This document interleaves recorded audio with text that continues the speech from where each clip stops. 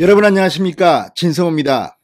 윤석열 대통령 당선인이 당선인 비서실 인사를 추가로 발표했습니다. 이미 비서실장의 장제원 의원, 대변인의 김은혜 의원을 발탁한 데 이어서 이번에 발표된 인사들은 상당히 면면이 새롭습니다.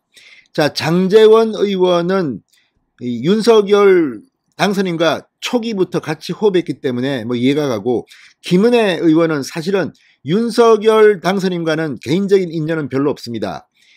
캠프 때도 별 관계가 없었지만 선대 본부가 차려지면서 본격적으로 김은혜 의원의 활약상을 본 윤석열 당선인이 강력하게 대변인으로 원했다는 겁니다. 처음에 김은혜 의원은 사양했다고 합니다. 그렇지만 결국 대변인으로 합류했습니다.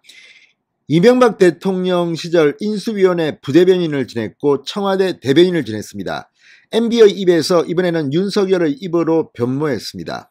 MBC 앵커 출신인답게 이 전달력이 뛰어나고 상당히 당차입니다.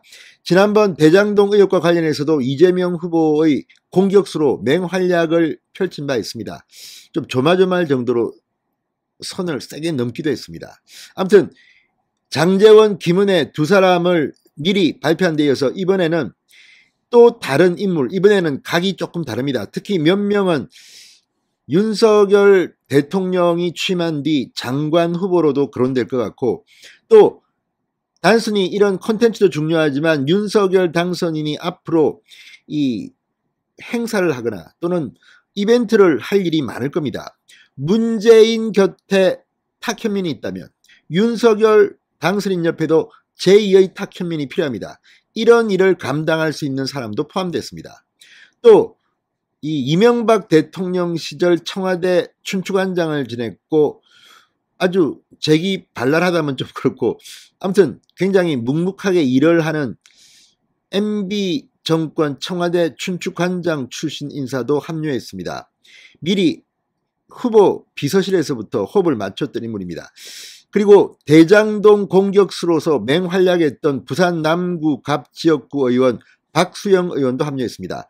자, 이번에 합류한 사람들은 이름이 그렇게 잘 알려진 사람들은 아니지만 실제 윤석열 당선인과 호형호재하는 사람도 있고, 또 윤석열 당선인의 앞으로의 행보에 상당히 영향력을 미칠 인물들로 보입니다. 누굴까요?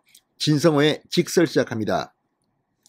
방송에 앞서 아직 진성호 방송에 구독자가 아니신 분은 붉은색 구독 버튼 눌러주십시오. 더 좋은 방송으로 보답하겠습니다. 자, 오늘 김은혜 대변인이 발표한 이 추가 비서실 인사, 총괄 보좌역에 이철규 재선 의원, 특별 보좌역에는 박수영 초선 의원과 이도훈 전 제1기획 브랜드 익스피리언스 솔루션 본부장이 임명됐습니다.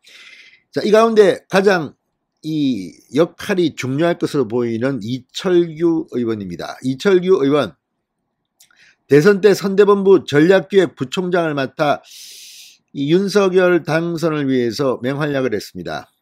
경찰 출신입니다. 나이는 윤석열 후보 당선인보다 많습니다. 자, 경찰 출신으로서 검찰 출신인 윤석열 당선인과 친분이 이미 오래전부터 있었던 인물로 알려지고 있습니다. 윤석열 당선인이 성남지청에 근무할 당시 이철규 의원은 총경으로 인연을 맺었다고 합니다. 그래서 호형호재하는 사이로 알려졌다고 언론들은 보도합니다. 호형호재, 일반적으로 보면 호형호재, 형 동생으로 불렀다는 건데 윤석열 당선인이 나이가 더 어립니다. 이철규 의원은 1957년생입니다. 그러니까 윤석열 당선인이 이철규 의원한테 형, 그리고 이철규 의원이 윤석열 당선인에게 동생 이렇게 불렀던 게 아닌가 싶습니다. 아무튼 상당히 인간적으로 가까웠나 봅니다.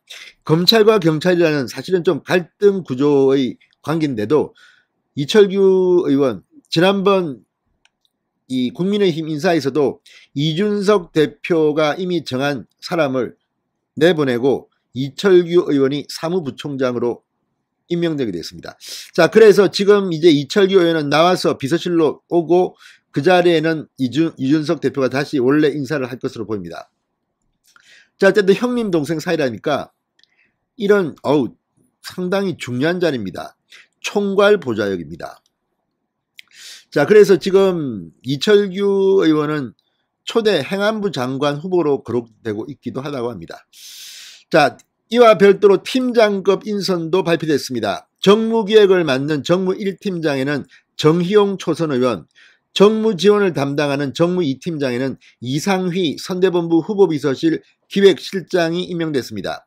수행팀장에는 선대본부에서 수행실장을 맡아 계속 윤석열 당선인을 지근거리에서 보좌했던 이용 초선 의원이 그대로 갔습니다. 호흡이 잘 맞았습니다. 어쨌든 윤석열 당선인의 선거 캠페인 때 보면 정말 어퍼컷 세레머니도 있지만 상당히 스무스하게 물 흐르듯이 진행됐습니다. 이용 의원이 상당히 수행을 잘한 모양입니다. 자, 그리고 주목받는 사람이 이상휘입니다. 이상휘 정무 2팀장, MB 정권에서 청와대 춘추관장을 맡았고 사실 묵묵하게 뒤에서 일을 잘한 그런 인물로 평가받고 있습니다. 자, MB가 청와대 입성 후 공공기관 인사를 할 때 식사는 청와대 안에서만 하라고 외부 인사 접촉 금지령을 내리고 실무작업을 함께 했을 정도로 신임이 두텁다는 후문도 있습니다만, 아무튼 이상휘 팀장 TV 시사 프로그램의 패널로도 상당히 많이 나와서 얼굴을 보면 아마 알 수 있을 겁니다.